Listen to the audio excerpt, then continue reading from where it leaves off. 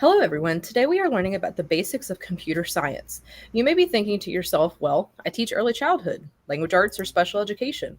How does computer science apply to me?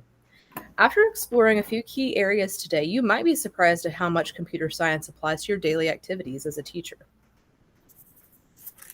Take a few moments to read the definition of computer science. Consider whether this is the easiest definition for us to consider as teachers. Ask yourself, what might what might make it more specific to educators?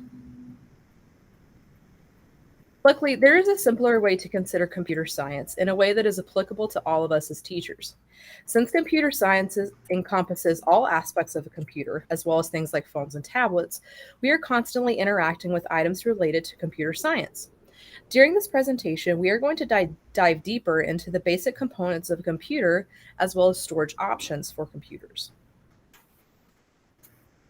Today, we are going to learn the basics of a computer system, and by doing so, we have broken this topic into two objectives. The first focusing on the main components within that system. Now, for Bryson to look at the parts of a computer. The first component needed in a computer system is a brain, officially called the Central Processing Unit, CPU, where all of the requests are read and completed. Sending those requests comes from the computer's operating system, OS. Your computer's OS, the operating system, is one where you can choose what type of system you would prefer to use. For those of you who are not computer literate, we have provided examples of what these are: Windows, Apple, and so on. These systems manage the device's software and hardware functions.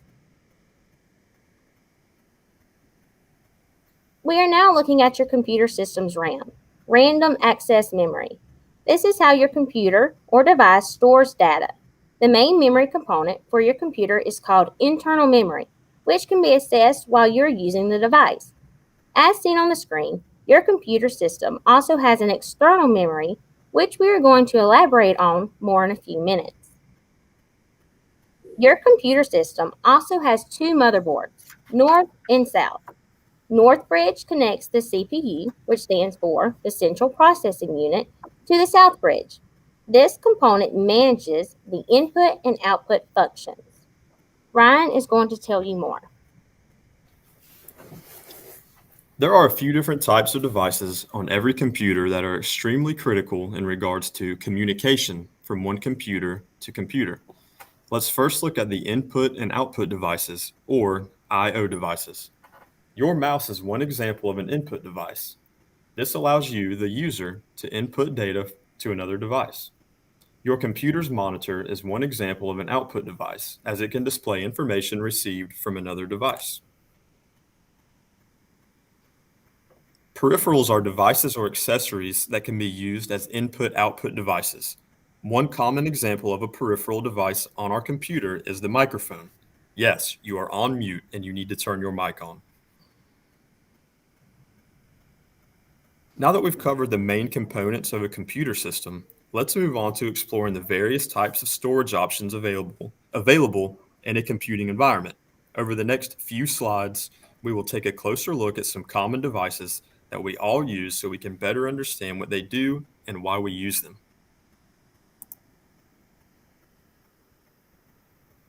In today's computing world, we have a variety of storage options to choose from. Let's take a look at two common ones. Your hard drive is probably the one we are most thankful for, as it is what stores the hundreds or thousands of pictures and videos we have saved on our phones.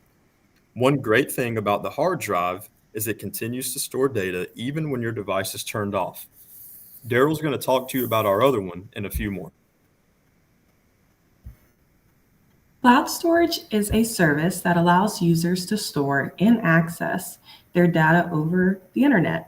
It provides flexibility, scalability, and the ability to access your files from anywhere with an internet connection. Pro tip: save your pictures to your cloud storage. I learned this the hard way. Flash drives. I feel pretty confident that we have all used a flash drive, also known as an USB or thumb drive, at some point in our lives. Flash drives are great because they are light and portable and can be used from device to device. Optical drive. Your optical drive reads these ancient artifacts known as DVDs and CDs. Seriously, although they are used less commonly these days, DVDs are still used for storing and distributing software, movies, and other large files. This is great because it allows us to access multiple sources of data without using any memory space. We want to thank you all for watching our presentation today.